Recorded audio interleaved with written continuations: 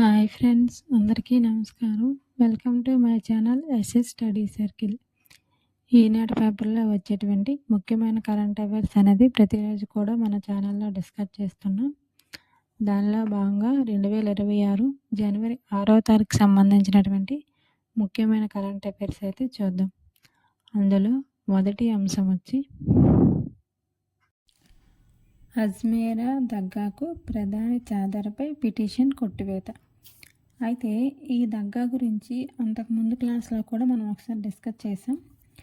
అయితే అజ్మీరా షరీఫ్ దర్గాకు ప్రధాని చాదర్ సమర్పించడంపై అయితే సుప్రీంకోర్టులో బిల్లు అయితే వేశారు.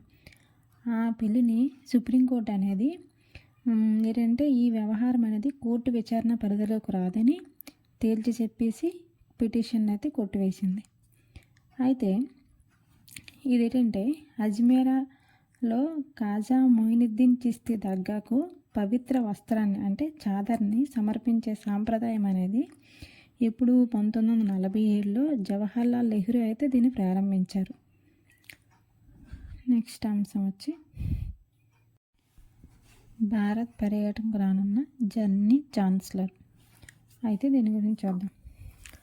అంటే మన భారతదేశానికి 2 రోజుల పర్యటన కోసం జర్మనీ ఛాన్సలర్ అయినటువంటి ఫ్రెడరిక్ మెర్జ్ అని అతను అయితే రాబోతున్నారు. అయితే దేనికోసం అంటే వాణిజ్యము, పెట్టుబడులు, రక్షణ, సాంకేతిక రంగంలో ద్వైపాక్షిక సహకారాన్ని పెంపొందించుకునేందుకు జర్మనీ ఛాన్సలర్ అయినటువంటి మెర్జ్ మన దేశ పర్యటనకు అయితే రానున్నారు. అదేవిధంగా అమెరికా విధిస్తున్న సుంకాల మోత నేపథ్యంలో ఛాన్సలర్ హోదాలో మెర్జ్ తొలిసారిగా భారత్కి అయితే వస్తున్నారు. అయితే ఇరు దేశాల భాగస్వామ్యానికి 25 ఏళ్ళు పూర్తయిన సందర్భంగా ఈ నెల 12న అహ్మదాబాద్లో నరేంద్ర మోడీతో అయితే కలవనున్నారు. వాళ్ళ పురోగతి ఏ విధంగా జరిగింది ఏంటి అనేది విషయాలు అయితే దీనిలో చర్చించనున్నారు. అయితే దీనికి సంబంధించి క్వశ్చన్ ఏ విధంగా అడగవచ్చు అంటే, ఇటీవల భారతదేశ పర్యటనకు వచ్చినటువంటి జర్మనీ ఛాన్సలర్ ఎవరైనా అడగవచ్చు. ఆన్సర్ వచ్చి ఫ్రెడరిక్ మెర్జ్. లేదంటే ఫ్రెడరిక్ మెర్జ్ ఇచ్చి అతను ఏ దేశానికి చెందినవాడని కూడా అడగచ్చు. నెక్స్ట్ అంశం వచ్చి కార్బన్ డైఆక్సైడ్తో మిథనాల్ ఇంధనం ఉత్పత్తి. అయితే దీని గురించి చూద్దాం. అయితే కార్బన్ డైఆక్సైడ్ను మిథనాల్ ఇంధనంగా మార్చేందుకు ఉపయోగపడే ఫోటోకెటాలిటిక్ పదార్థాన్ని అయితే ఐఐటి గువాహతి పరిశోధకులు అయితే అభివృద్ధి అయితే చేశారు. అయితే ఇది సూర్యకాంతి సహాయంతో ఈ చర్య అనేది జరుపుతూ ఉంటుంది. అయితే దేనికోసం అంటే పర్యావరణానికి మరింత హాని అంటే ఎటువంటి హాని జరగకుండా అదేవిధంగా పెరుగుతున్నటువంటి ఇంధన అవసరాలను తీర్చేందుకు ఇది చాలా బాగా యూజ్ అవుతుందని అయితే ఐఐటి గువాహతి వాళ్ళు అయితే చెప్పడం జరిగింది.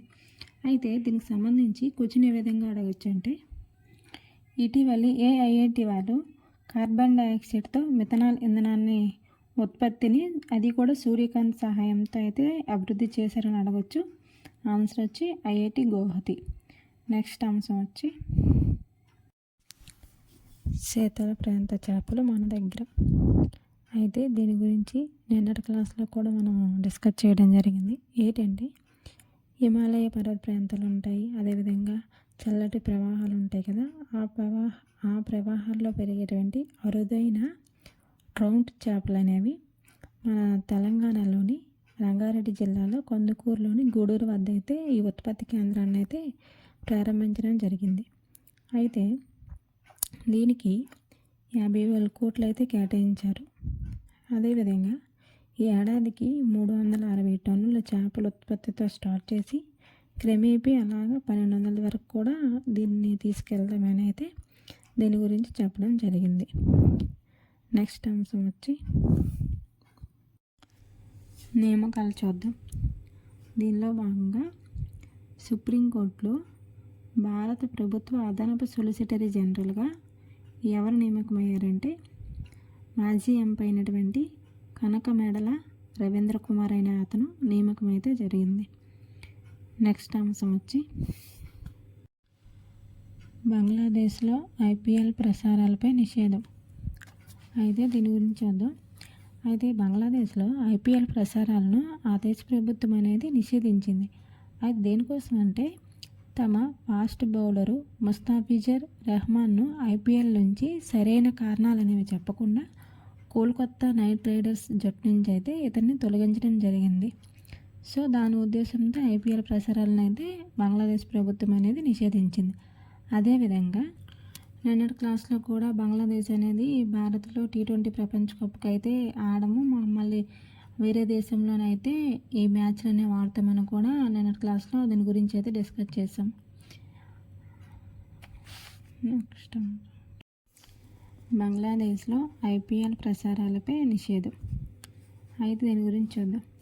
అయితే బంగ్లాదేశ్లో ఏంటంటే ఐపీఎల్ ప్రసారాలు అనేవి ఆ ప్రభుత్వాన్ని పూర్తిగా నిషేధించింది. ఎందుకోసమంటే తమ ఫాస్ట్ బౌలర్ అయినటువంటి ముస్తాఫిజర్ రెహమాన్ను ఐపీఎల్ నుంచి ఎటువంటి సరైన కారణాలు అనేవి చెప్పకుండా కోల్కతా నైట్ రైడర్ జట్టు నుంచి అయితే ఇతన్ని తొలగించడం జరిగింది.